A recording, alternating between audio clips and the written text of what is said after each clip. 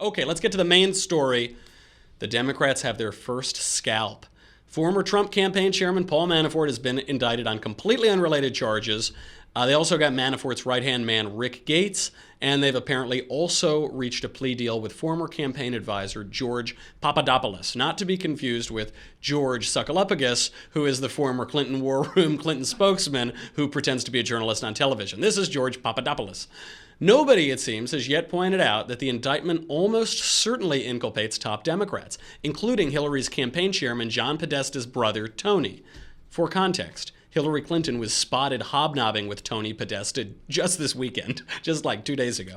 Right now, insomuch as this indictment suggests that the Republicans colluded with Russia, whatever that means, we know that the Democrats colluded with Russia at least as much. And really, from all the evidence available to us, the Democrats committed far graver misdeeds in colluding with Russia, because we now know that Hillary Clinton and the DNC paid a foreigner connected with Russia for alleged dirt on Donald Trump to skew an American election. You know, like the thing that they've been accusing us of for the last year incessantly. Yeah, they did. We have evidence that they did all of that. She then lied not only about the $12 million price tag for that document, but she also absurdly denied any knowledge of it whatsoever.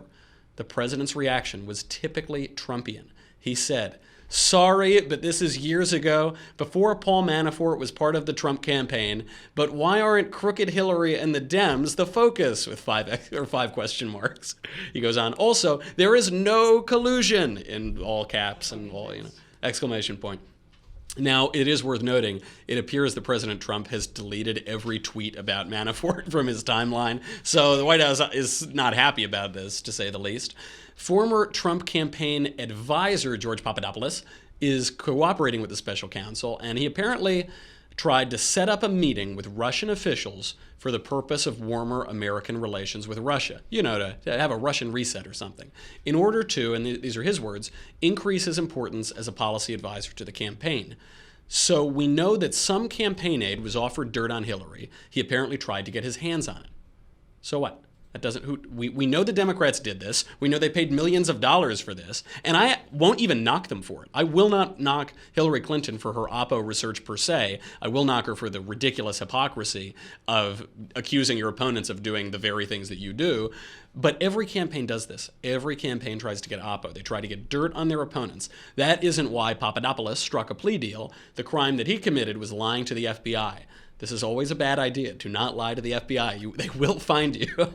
But the focus on Papadopoulos is a distraction away from Manafort and the Podesta group, and why this case wasn't prosecuted for so long. We're not talking about crimes that happened 6 months ago. We're talking about crimes that happened 5 years ago.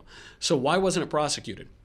The federal government had all of this information before the election. Why is it being prosecuted now? The text of the indictment points to our answer. It reads, quote, "As part of the scheme in February 2012, Manafort and Gates solicited two Washington, D.C. firms, Company A and Company B, to lobby in the United States on behalf of Yanukovych, the Party of Regions, and the government of Ukraine. For instance, Gates wrote to Company A that it would be, quote, representing the government of Ukraine in Washington, D.C. I know what you're thinking. Who exactly are these elusive companies A and B? The indictment goes on. Quote, "To minimize public disclosure of their lobbying campaign, Manafort and Gates arranged for the Center for a Modern Ukraine to be the nominal client of Company A and B, even though in fact the center was under ultimate direction of the government of Ukraine, Yanukovych, and the Party of Regions, tied to Russia." It goes on, "At the direction of Manafort and Gates, Company A and Company B engaged in extensive lobbying." Who are they, Company A and B? Well, we know that 5 days ago, NBC News reported that Mueller is investigating Democrat lobbyist Tony Podesta. The reason that name rings a bell is he's the brother of Hillary's campaign chairman, John Podesta. Now, this report went on and showed that Manafort had organized a PR campaign for this front group, the European Center for Modern Ukraine. Podesta's company was one of the firms that worked on the campaign. The Podesta group also violated the Foreign Agents Registration Act because it only filed as a foreign agent when it was exposed that they hadn't. So they got caught, and then retroactively they registered as one. Just this afternoon, this broke about an hour ago, Tony Podesta stepped down from the Podesta Group amid the investigation. All of the available evidence points to the indictment inculpating not only a major Democrat firm for undisclosed lobbying on behalf of Russian interests, not only a major Clinton crony, but actually the brother of Hillary Clinton's campaign chairman. We're talking about lobbying efforts that took place between 2012 and 2014. That's at least 3 years ago. It's up to 5 years ago. What took so long for the prosecution? Well, I don't know. What do we know about Barack Obama's executive agencies during that time? We know they were highly politicized. We know they selectively prosecuted perceived enemies like Dinesh D'Souza. They targeted conservative Tea Party groups through the IRS. We know they ignored major scandals like Fast and Furious, Hillary Clinton's email scandal, on and on and on. Is it possible that the Obama administration didn't prosecute this case for years because it would have implicated top Hillary cronies in the run-up to her presidential run? The timing sure does make you wonder.